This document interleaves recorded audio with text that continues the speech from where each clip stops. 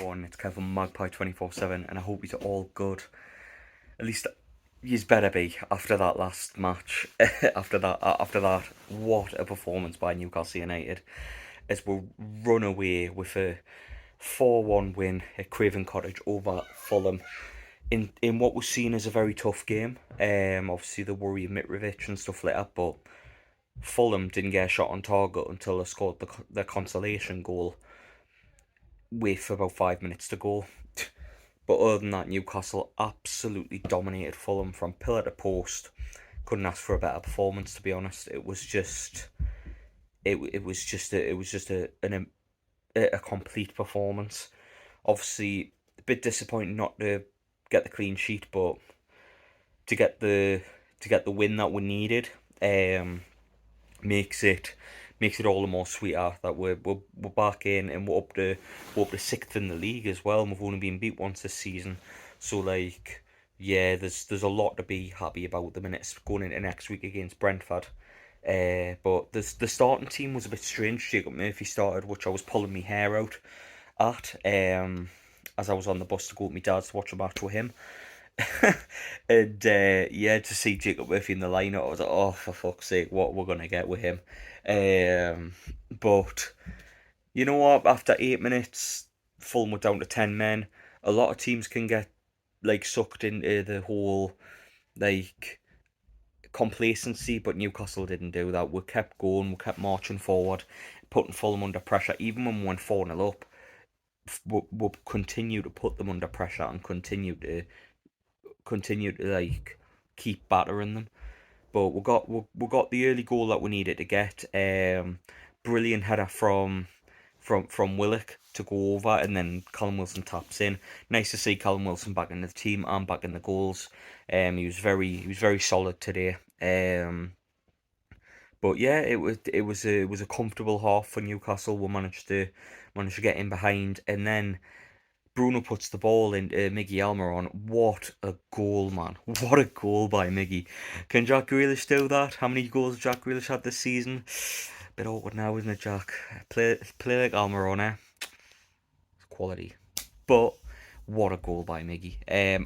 The way the screen had it because Fulham had light, the rays of sun across the field, and you couldn't see the ball, and it was just one of them where the ball went in from Bruno. I seen it, and the next time I seen the ball was in rustling the net. I was like, "What the fuck just happened?" Seen the replay, and I was like, "Oh my god, what an amazing goal!" And then yeah, to be winning that comfortably, it felt like I've been saying it for weeks now on True Faith and on here. We owe someone a good hammering. We owe someone a fucking battering, and that looked like it was going to be today. And I think for the very most part, it was. It was a very complete performance by Newcastle, as I said before. But yeah, the second goal, Miggy's second goal in the second half. Lovely ball across by Joe Willock, who I thought was outstanding today with his bits of skill.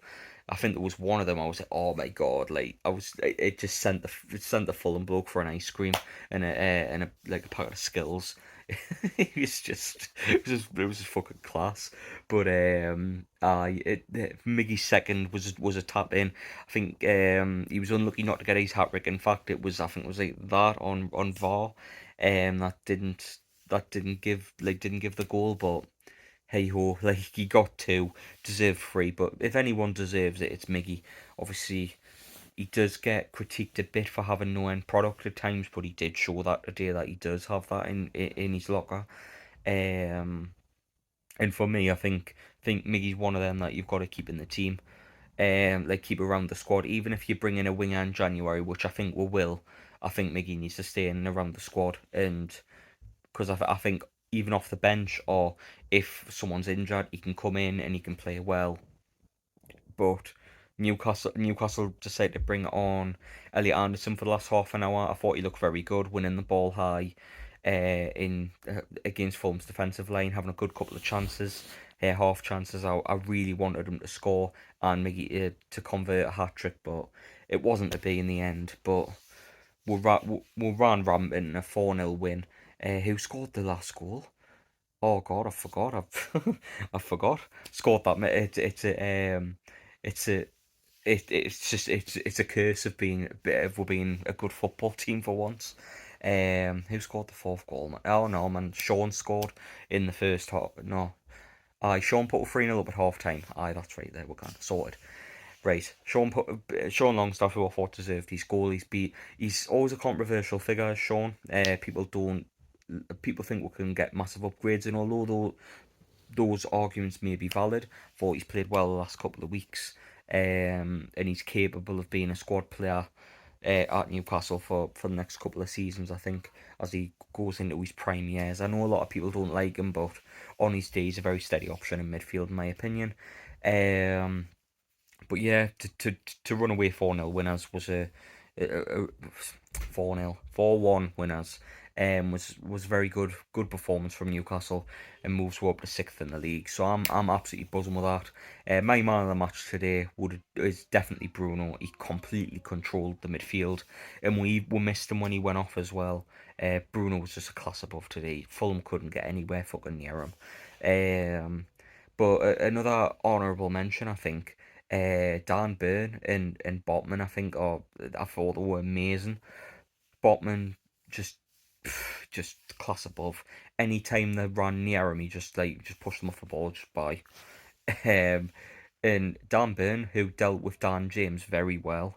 Even though one thing Dan James is well known for is being rapid, quick, he managed to keep up with him, and that was bizarre to see because you see Dan Burn like striding, and then you've got Dan James. It just seems to be like a freak matchup of running. But Dan Burn managed to play well, and yeah, James eventually got taken off, but yeah, I think very complete performance today. On to the next one.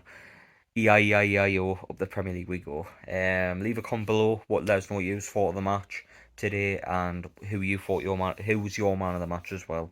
Love to hear from you. But as always, leave a like on the video if you enjoyed my review. And drop a subscribe if you can. We're trying to get to 1,000 before the end of the season, so that'd be much appreciated. But yeah, like, subscribe, and I hope you've enjoyed. And I'll catch you on the next one. I hope you enjoy your weekend as well. See you there, everyone. Ta-ra for now.